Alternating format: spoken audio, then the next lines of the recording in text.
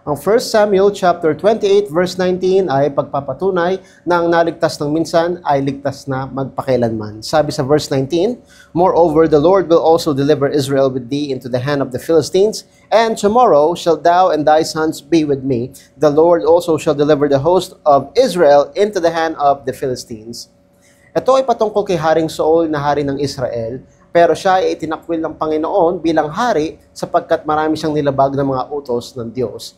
At ang susunod na magiging hari sana ay si David, pero pinagtangkahan niya ang buhay ni David ng maraming beses, dahilan para hindi na siya kausapin ng Panginoon sa anumang paraan. At labis ang pagkabalisa ni Haring Saul, at dahil dito, naghanap siya ng babae na nakikipag-usap sa espiritu. Sa pambihirang pagkakataon, pinayagan ng Diyos na makausap ni Haring Saul ang propetang si Samuel na patay na.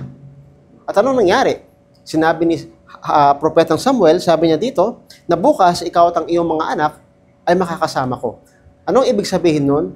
Ibig sabihin, pag nakipagyera sila sa Pilisteo, sa chapter 31, ito'y nangyari nga. Namatay ang mga anak ni Haring Saul at si Haring Saul mismo ay nagpakamatay. Pero pinangunahan na siya ng Panginoon at sinasabi sa kanya, mamamatay ka bukas at makakapiling ko. Ibig sabihin, makakapiling ni propetang Samuel saan? Sa langit. Ito ang pagpapatunay na ang naligtas ng minsan ay ligtas na magpakailanman.